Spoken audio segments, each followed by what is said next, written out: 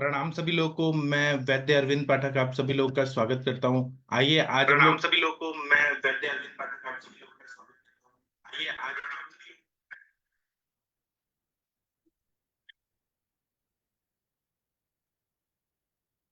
एक मिनट रुक जाइए।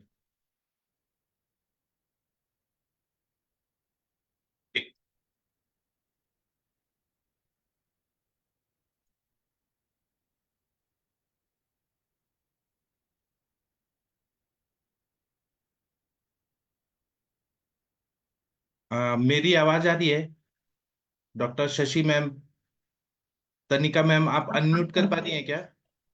हाँ जी सर, जी good sir, morning sir. Good morning आवाज सर, आ आ रही रही है सर आवाज का। हाँ, तो आप लोगों में से कोई ये श्लोक पढ़िए। 25 नंबर का श्लोक पढ़ना है और पीछे पीछे सब लोग संथा दे के बोलेंगे। 25 नंबर का श्लोक दिख रहा है आपको? त्रिफला त्रिफलैक्तम त्रिवत्वचम। पढ़िए तनिका मैम।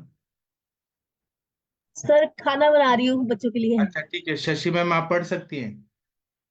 चलो सर, मैं पढ़ रही हूँ। त्रिफला, एलक, एलकैतम, द्रव्यत्व, द्रव द्रव्यत्वचम, पानीय कल्किताम, शराब पिहिताम, दग्ध्वा कपाले चूर्णयेत ततः। एक मिनट रुक जाइए ना पृथक से मैम। एक लाइन होने के बाद सब लोग पीछे पीछे बोलेंगे ना। एक बार एक लाइन संथा दे के बोलिए, फिर पीछे पीछे सब लोग बोलने का कोशिश करेंगे। जी सर। हाँ, त्रिफला एलकत द्रव्यत्वचम, पानीय कल्किताम। बोलिए सब लोग, ट्राई करिए। एलक, एलकैतम। जितेंद्र कुमार जी, आप पीछे पीछे बोल सकते हैं, पढ़ सकते हैं। सर मैं पढ़ सकती हूँ सर, ये दिखाई नहीं देता है अभी। अच्छा हाँ। ठीक है। ये आईफोन जी महेंद्र सर है क्या? नहीं, तो ठीक है। गंगवार सर, और कोई पढ़ सकता है तो पढ़िए। मुनमुन कुमार जी, पीछे पीछे बोल सकते हैं आप? नहीं, अभी पढ़ने वाले लोग नहीं है, सब लोग सो रहे हैं शायद। तो मुनमुन कुमार जी आप पीछे पीछे बोलिए। जी सर। त्रिफला एक एकत्व त्रिफला एकत्वम, द्रव्य द्रव्य च पानिकीय पानिकीय कल्किताम। हाँ, शशि मैम आगे पढ़िए। काम कर रहे। हाँ, शराब पीताम दग्ध्वा कपाले चूर्णेत ततः। शराब पिहिताम दग्ध्वा कपाले चूर्णयेतः। एक सेकंड। पृथक शेष औषध रस, पृथक वेच भाविता। पृथक पृथक से औषध रसे पृथक पृथगेव च भवितः। सामसी शोषिताप्यस्या, भुवे दिवे द्विलवणान्विता। सामची स्वसिता एष्या भूयो दिल्ल रणन्विता। त्रीण्येतान अंजनानि आह, लेखनानि परम निमि। त्रीणि तान्य अंजनान्यः लेखनानि परंनिमिः। अब इसका हिंदी वाला आपको दिख रहा है शशि मैम? हाँ जी सर, एक्चुअली हम भी किचन में काम करते हुए पढ़ रहे हैं, सॉरी सर। अभी हरिहर सर को पढ़ाएंगे ना, आप ये पूरा हिंदी वाला पढ़िए बस। हाँ सर, पढ़ रहे हैं। एक थोड़ा बड़ा छोटा करने हो रहा है। त्रिफला के द्रव्यों में से किसी एक द्रव्य को पानी से कल्क बनाकर सराव से ढपे, कपाल में जलाकर पीछे से इसका चूर्ण कर लेवे, फिर त्रिफला के बचे दो द्रव्यों के रस से अलग अलग भावना देवे, इस राख को सुखाकर सेंधा और सौंदर्य के साथ पुनः पीसे। ये तीनों अंजन उत्तम लेखन है, ऐसा निमि ने कहा है।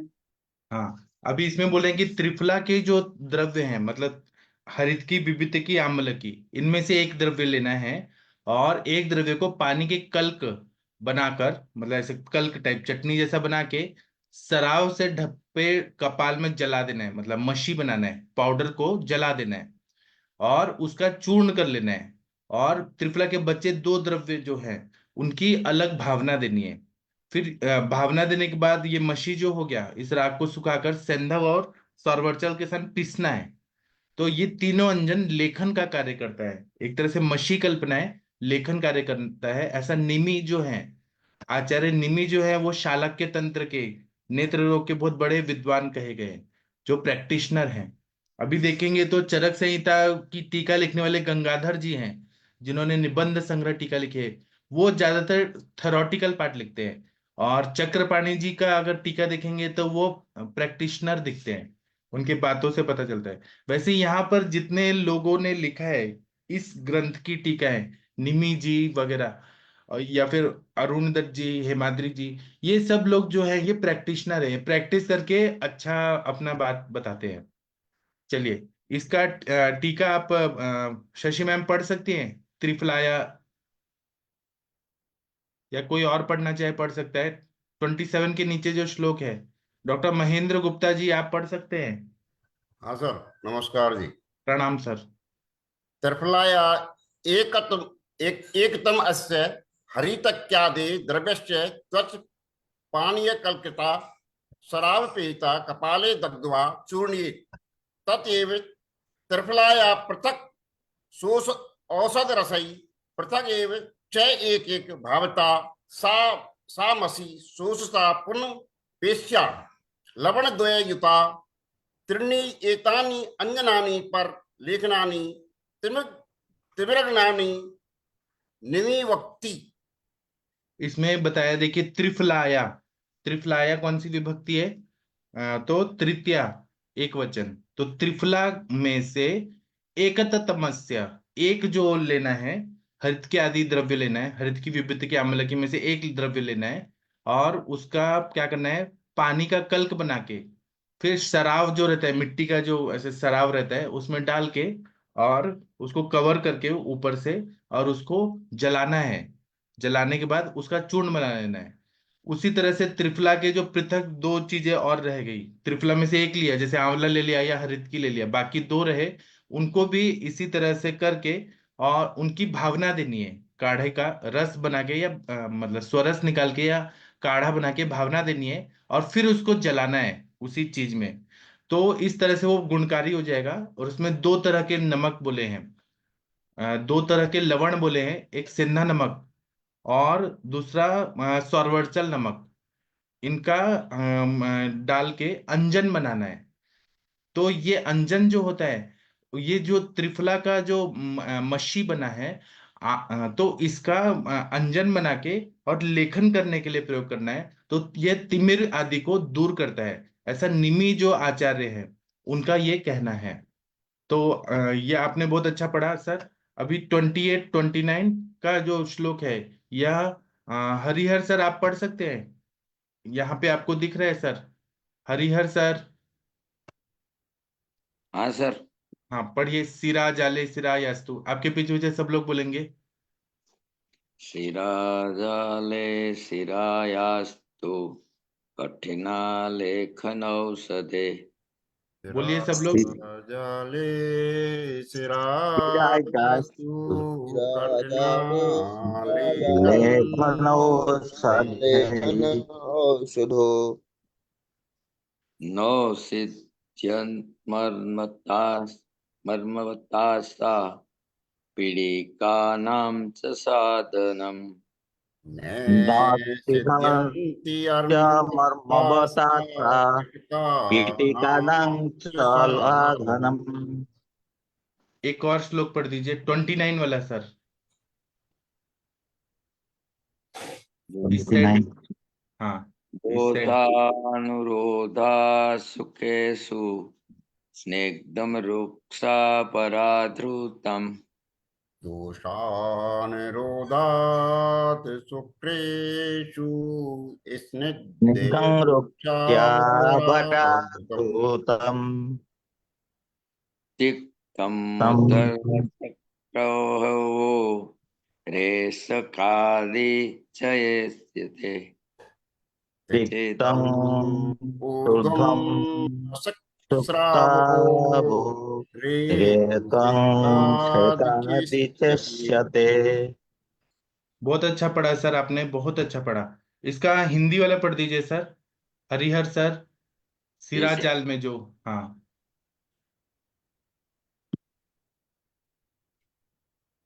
सिरा जाल में जो सिरा कठिन होने से लेखन औषधियों से रसनी वह होती है, उसका तथा सत्कालिक मर्म की भ्रांति करे।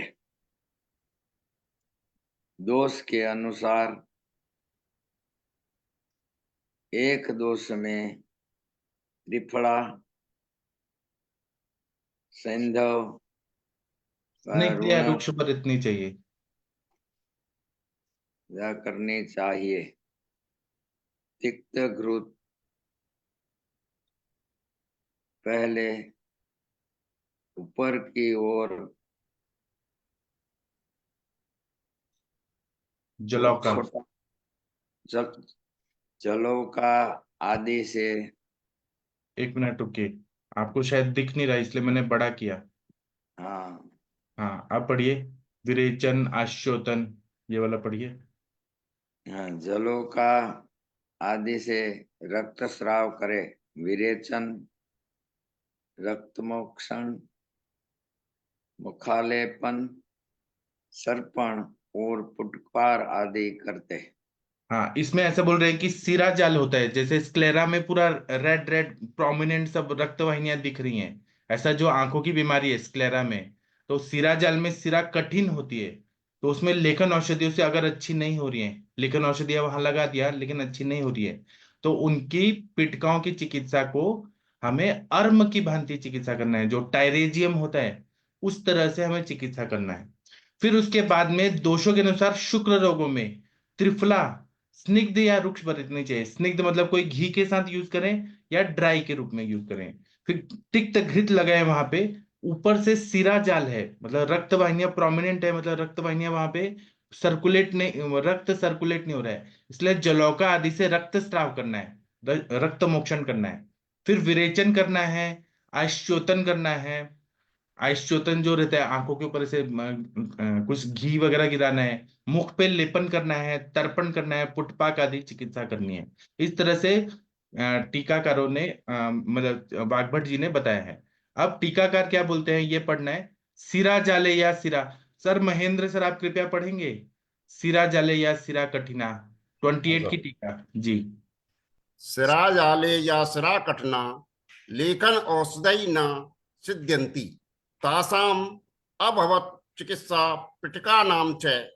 हाँ, अभी रुकिए। सिरा जाल है या सिरा मतलब सिरा जाल नाम की व्याधि है जहां पे स्क्लेरा में पूरा रेड रेड रेड रेड ऐसे छोटी छोटी कैपिलरीज बहुत प्रोमिनेंट दिख रही हैं, या फिर सिरा कठिन हो गई हैं। तो इसमें लेखनेर औषधे न सिद्ध्यंती, लेखन औषधियों से अगर वो ठीक नहीं हो रही है, तब उसमें तासम अर्मवत चिकित्सा, उसमें अर्म की जैसी जो चिकित्सा बताई है या पिटिका की जो चिकित्सा बताई है वह यहाँ पे प्रयोग करनी है। इसके बाद में 29 की टीका पढ़ दीजिए सर। शुक्रेषु दोष वसात कदाचित रुक्षा कदाचित स्निग्धा त्रिफला हिता तथा घृत तिक्तम तिक्त तिक्त वर्ग में असृक श्रावो रेक से कादि चेष्यति। हाँ, जो शुक्रेशु सप्तमी बहुवचन, शुक्र नेत्र शुक्र नाम की व्याधि है, उसमें कभी कभी हमें त्रिफला जो है वो कभी कभी रुक्ष यूज करनी पड़ती है, कभी कभी स्निग्ध यूज करनी पड़ती है।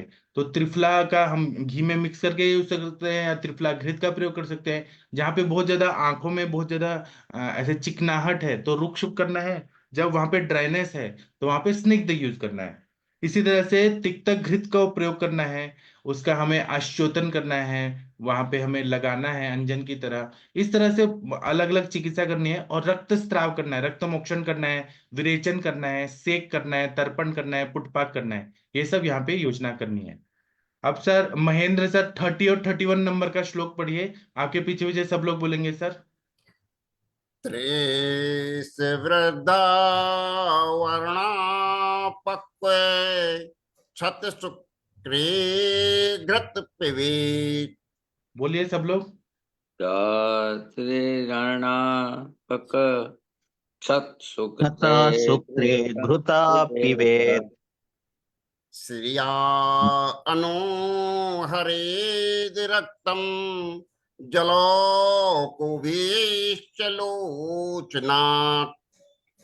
हीरायानो हरेद्रकं जलोकोभिश्चलोचनात् लोचनाथ सिद्धीन उत्पल काकोली द्राक्षयष्टिविदारवी सिधेन उत्पलकाकोली द्राक्षायष्टि विदारिभिः ससीतेना अज पैसा सेचिनं सललेन वा साशीतेना जपयसा सेचनं सलिलेन वा राग अश्रु वेदना शान्तौ परलेखनम् अन्यनम् रागाश्रु वेदना सन्तौ परलेखनम् अंजनम्। अंजनम। बहुत अच्छा पढ़ा आप लोगों ने, बहुत अच्छा पढ़ा। इसको मैं थोड़ा छोटा करता हूँ। शत शुक्र चिकित्सा, जहां पे इंजुरी हुई है। अरे इसका और भी श्लोक पढ़ना है हमें। कहाँ तक? इसमें और श्लोक पढ़ना है, 36 तक और पढ़ना है थोड़ा। सर आप पढ़िए सर, महेंद्र सर। हाँ, बढ़ते हो। तयो जाति मुकुल लाक्षा गैर को चंदनई वर्तायो जाति मुकुल लक्ष्यागिरी कचंदनैः साधयन्ति पिताश्रम ग्रन्थि चेक्षत सुकृतम् प्रसादयन्ति पित्राश्रम हन्ति चक्षत सुक्रतम्। दन्तै दन्ति बराहोष्ट्र गवास्वाज खरोद भवै दन्तैर्दन्ति वराष्टो गवाम् बाजक्षरोद्रवैः से संखे मोक्तिके अम्बुदि फेनै मरचे पादकै तरङ्गमुक्तैः कम्बोधि फेनैर्मरीच पादिक्यैः छते शुक्रम् अपि व्यापी दन्तवर्ती निवर्तयेत् क्षता शुक्रम् अभिव्यापी दन्तवर्ते निवर्तयेत्। तमालपत्रं गोदन्त शङ्खफेनोऽस्ति गार्धवम् तमालपत्रं गोदन्तात् शङ्खफेनोऽस्थिगार्दभम्। ताम्रं च वर्ती मूत्रेण सर्वशुक्रको नास्नि ताम्रं च वर्तिमुद्रेण सर्वशुक्रकनाशिनी। रत्नानि दन्ताशृङ्गाणि धातुवस्त्रूषणं त्रुटि रत्नानि दन्तशृङ्गाणि घातवक्यूषणं त्रुटिः। करञ्जवीजं लसीनो व्रणसाद च भेषजम् करञ्जबीजं लसुन व्रणं सादि च भेषजम्। से व्रण ए व्रण गंभीर त्वकस्त शुक्रग्नम अंजनम व्रणमागम्भीरत्वकस्तु शुक्रघ्नमञ्जनम्। निम्नम। एक मिनट रुकिए, इसमें कितना है? 36 तो यहाँ हो गया। हाँ तो आप हिंदी वाला पढ़ दीजिए सर, इतना ही पढ़ के करते हैं। ठीक सर। हाँ। त्रिवृत काय से 3 बार सिद्ध किया हुआ घृत छत शुक्र में पिए। पीले सरा से अथवा जौ के द्वारा आंख से रक्त निकाले। कमल, काकोली, द्राक्षा, मुलेठी, बिदारी, इनसे सिद्ध किए हुए बकरी के दूध में शक्कर मिलाकर इससे अथवा कमल आदि से सिद्ध जल क्वाथ से आंखों में सिंचन करे। सुर्खी, अश्रु वेदना के शांत हो जाने पर लेखन तथा अंजन हितकारी है। चमेली की कली, लाख, गेरू, चंदन, इनसे बनाई गई बत्तियां पित्त रक्त को निर्मल करती हैं और छत शुक्र को नष्ट करती हैं।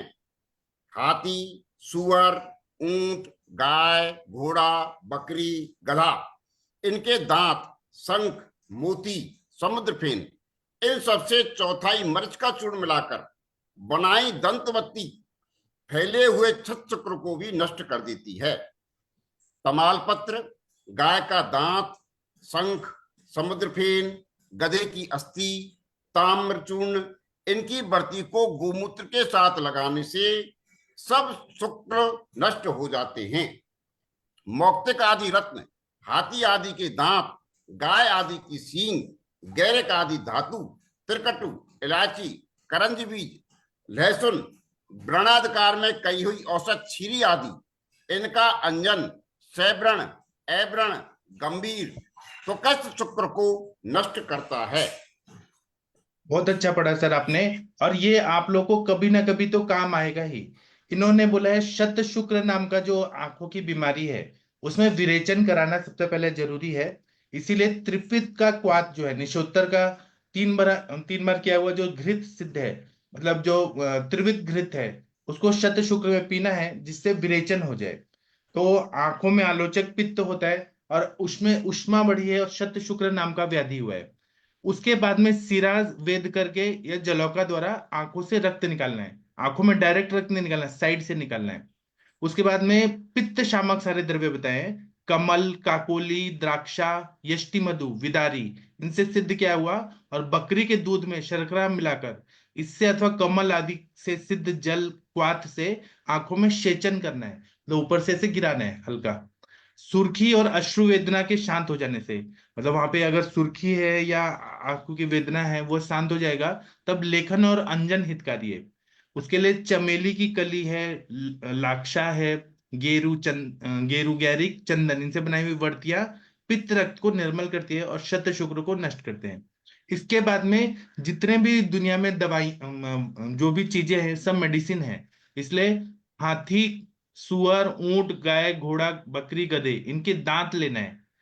और ये दांत जो होते हैं वो सब कैल्शियम कार्बोनेट होते हैं। इन्होंने मेडिसिन के रूप में उसका यूज किया है, इतने इंटेलिजेंट लोग हैं। और शंख, मोती, समुद्र फेन, ये भी कैल्शियम कार्बोनेट ही होता है। इनसे चौथाई मरीच का चूर्ण मिलाकर बनाई दंतवर्ती फैले हुए शत शुक्र को भी नष्ट करती है। ऐसे दंतवर्ती जो रहता है जो दांतों से बनाया हुआ है, या शंख, मोती, समुद्र फेन से बनाया हुआ वर्ती है, उसको आंखों के अंदर ऐसे लगा देना है, तो शत शुक्र नाम का व्याधि को नष्ट कर देता है। अब ये प्रैक्टिशनर है, उनको ये ज्यादा अच्छे से मालूम है। आज के जमाने में कोई ऐसा नहीं करता है, लेकिन वो लोग करते थे। फिर तमाल पत्र, गाय का दांत, शंख, समुद्र फेन, गधे की अस्थि, ताम्रचूर्ण, इनकी वर्ती को गोमूत्र के साथ लगाने से सब शुक्र नष्ट हो जाते हैं। मौक्तिक आदि रत्न, हाथी आदि के दांत, गाय आदि के सिंग, गैरिक आदि धातु, त्रिकटु, इलायची, करंज बीज, लहसुन, व्रणाधिकार में कही गई औषधियां, शीरी वृक्ष आदि, इनका अंजन सवर्ण, अवर्ण, गंभीर त्वकस्थ शुक्र को नष्ट करता है। इतने सारे व्याधियों को ये ठीक करता है। तो अभी इस पे रिसर्च होना जरूरी है कि आचार्य लोगों ने जो भी किया है, कितना मतलब हाई लेवल का चिकित्सा उन्होंने पूरा हर मतलब नेचुरल दवाइयों से ठीक करके लोगों को ठीक किया होगा। चलिए अब इसका एक एक का श्लोक पढ़ते हैं 36 तक, फिर हम। हाँ सर आप ये पढ़िए, 31 के नीचे वाला पढ़िए सर। त्रिवित क्वाथेन, त्रिवृत क्वाथेन 3 वारान घृत पक्व छत शुक्रे पिबेत। पश्चात श्रया रक्त हरेत, नैनाद्वा जलों का अवहरेत, तथा अध दुग्ध उत्पलादि भी सिद्धेन सहसरकरेण सेचन हितम। अथ वो उत्पला क्वाथितेन जलेन सेचित। राग अश्रु वेदना शांतौ सत्यालेखन अंजनम हितम। हाँ, मतलब इसमें बोल रहे हैं कि त्रिफला क्वाथ के साथ 3 बार में घृत सिद्ध करके और मतलब विरेचन के लिए वो पिलाना है। तो यह शत शुक्र में पिलाने के बोला है, विरेचन हो जाएगा। उसके बाद पश्चात सिरा रक्तम हरित, वहां पे सिरा वेद करके रक्त को निकालना है। या फिर नैनाद्वार जलोकोबिर हरित, आंखों में से जलोका से रक्त निकालना है। उसके बाद में अजा दुग्धेन, मतलब बकरी के दूध के साथ उत्पल आदि से सिद्ध जो दूध रहेगा क्षीरपाक, उससे शर्करा डाल के सेचन करना है। उसके बाद में उत्पल आदि क्वाथेन जलम सेचित, मतलब उत्पल आदि के क्वाथ से जल सिद्ध जो काढ़ा रहेगा उससे सेचन करना है। राग अश्रु वेदना शांतो, मतलब रेडनेस जो है, जो पित्त बढ़ने की वजह से हो रहा है, रक्त की दृष्टि से हो रहा है, और अश्रु वेदना जो हो रही है वह शांत होने के बाद लेखन अंजन करना है। चलिए आगे पढ़िए सर, 32। जाति मुकुलादि भी वर्तये पित्ताश्रय प्रसादयंती छत शुक्र च गिनंती। जाति और मुकुल आदि से वर्ती बनाना है। ये पित्त और रक्त का जो है वो प्रसादन करता है और शत शुक्र को भी दूर करता है। चलिए आगे पढ़िए सर। गजाद्यु गजाद्यु उद उदवई दंतई संख्य मुक्ता फेन युतई चतुर्थांश मरीचई छत शुक्रकम अपि व्यापी दंत वर्तेयम निवर्तियेत अपि शब्दात शुक्र शुद्ध शुक्रम अपि। मतलब गज आदि मतलब हाथी आदि के जो दांत हैं, और वो सब दांत लेने हैं, जैसे दांत है, मतलब हाथी है, सुअर है, ऊंट है, गाय है, इन सब के जो दांत हैं उनको लेके और वर्ती बनाना है, कूट के एकदम पीस के, या शंख मुक्ता समुद्र फेन का चतुर्थांश मरीच डाल के शत शुक्र में भी अगर हम लोग वर्ती लगाते हैं, दंत वर्ती, तो उससे ये प्रॉब्लम ठीक होती है और शुद्ध शुक्र भी ठीक हो जाता है। इसके बाद में 35 का पढ़िए सर। तमा तमाल पत्रादि भी तमाल पत्रादि भी वर्ती गोमूत्रेण सर्व शुक्र हृत। मतलब तमाल पत्र जो है आदि का भी वर्ती बना के गोमूत्र के साथ जब लगाते हैं आंखों में, तो सर्व तरह के शुक्र को वो नष्ट कर देता है, ठीक कर देता है। रत्नानि मुक्तकादीनि दंता गजादीनाम श्रृंगाणि छागादीनाम धात्वो गैरकाद्या तिरुष्णादीनि तथा व्रणसादि भीषज स्वर्ण क्षीर्यादि एतद अन्यन सव्रणा अव्रण गंभीर त्वकस्त शुक्र हरम। हाँ, रत्नों में मौक्तिक मोती आदि का लेना है रत्न, दांतों में गज आदि का लेना है, सिंग में जो बकरे का जो सिंग आदि वो लेना है, धातु में गैरिक आदि को लेना है, त्रिउष्ण आदि मतलब त्रिकटु आदि लेना है, और व्रण आदि भेषज, व्रण व्रण रोपण के लिए जो मेडिसिन है स्वर्णशीरी आदि, इन सब का अंजन बनाना है। सव्रण, अव्रण, गंभीर शुक्र, ये आदि को, या त्वकस्त शुक्र है उसको ये नष्ट कर देता है। बहुत अच्छा सेशन हुआ। डॉक्टर महेंद्र सर, आप भगवान का कोई प्रेयर कर सकते हैं प्लीज? हाँ सर, रुद्राष्टक का कर देता हूँ। हाँ सर। इसका रिकॉर्डिंग फेसबुक पे मिलेगा ना? है, उसका लिंक मैंने दिया है, मैं दे देता हूँ आपको। हाँ दे दीजिए। जी बोलिए बोलिए सर। नमामि समिसानु निर्वाण रूपम विभुं व्यापकं ब्रह्मेद स्वरूपम निजं निर्गुणं निर्विकल्पं निर्यं चिदाकाशुमाकाशुवासं भजेऽहं निराकारमेमोङ्कार मूलं तुर्यं गिराज्ञान गोतीतमीशं गिरीशं करालं महाकाल कालं कृपालं गुणागार संसार पारं नतोऽहं तुषाराद्र संकाश गौरं गंभीरं मनोभूत कोटो प्रभासी शैरम स्प्रणो कल्लोल चारु गंगा लसद्भाल बालेन्दु कंठे भुजंगा चलत कुंडलम भ्रुसुनेत्रम विशालम प्रसन्नाननं नीलकंठं दयालं मृगाधी शर्मांबरं मुंडमालं प्रियं शंकरं सर्वनाथं भजामि।